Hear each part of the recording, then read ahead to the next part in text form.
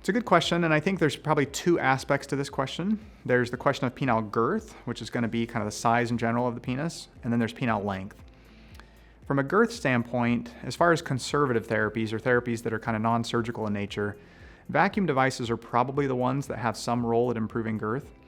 The problem is, from a research standpoint, we don't have great ways to objectively measure girth because the extent of girth will vary significantly depending on the strength of erection, but vacuum devices probably improve things there. From a length standpoint, there's an increasing amount of data which shows that penile traction therapy probably does increase penile length long term.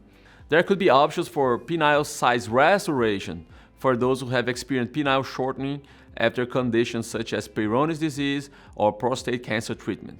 But these are reserved for a very specific subset of patients with very particular problems.